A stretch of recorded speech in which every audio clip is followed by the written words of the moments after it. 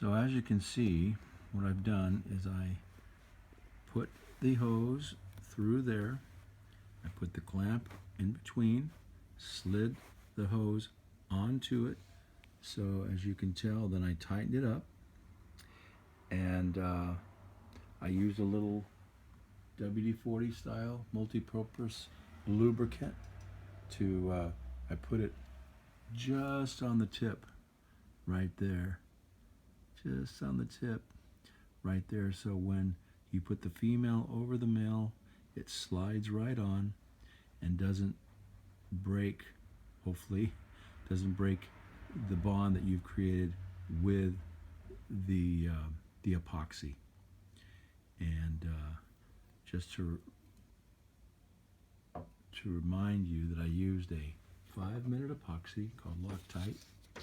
Looks like this, and the reason it's got 2 tubes is so you can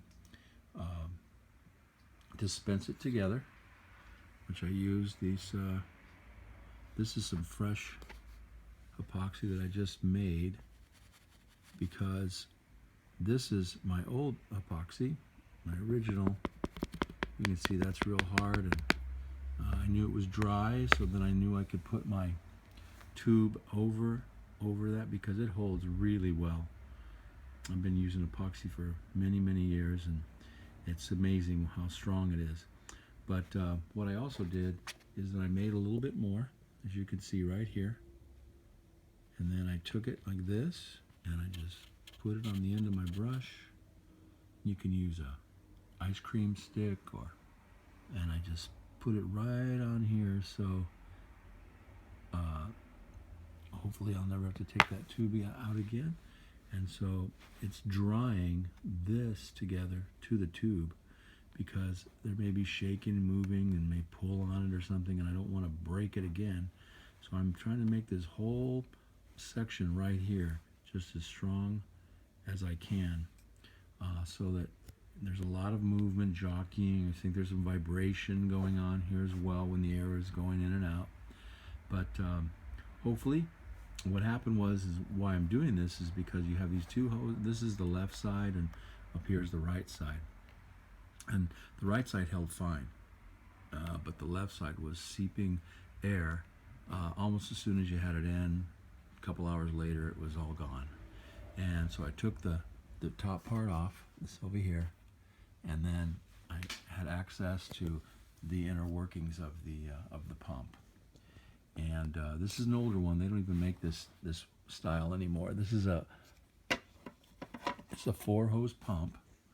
All the newer ones are just a 2-hose pump, and you can actually convert a 4-hose system into a 2-hose pump. But I didn't want to buy a new pump for $400.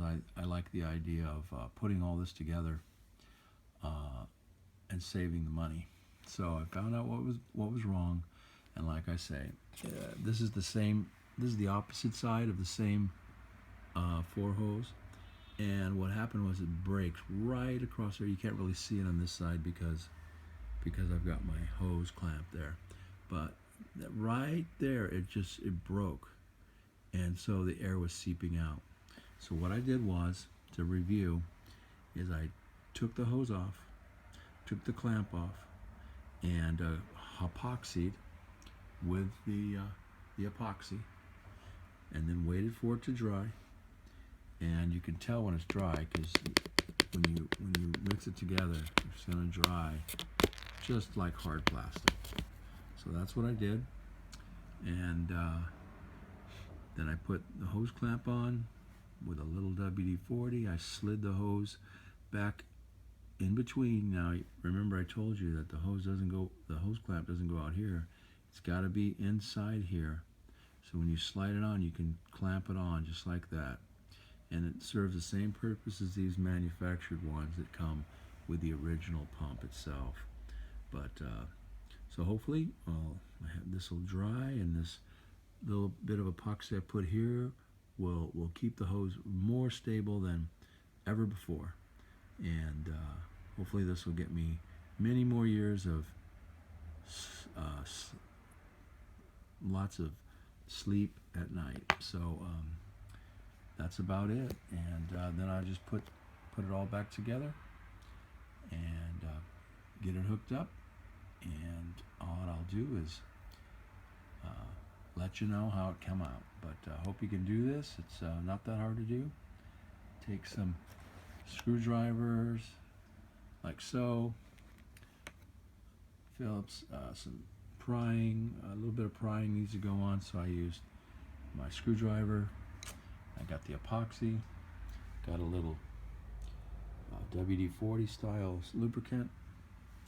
And another thing you can use if you want to heat up the hair dryer, the reason it's out is because you can actually soften up the hose by heating it up with a hair dryer. So that's just another little thing to keep in mind. So hope this works out for you, and you get a lot of good rest tonight after you appreciate all the work you've done.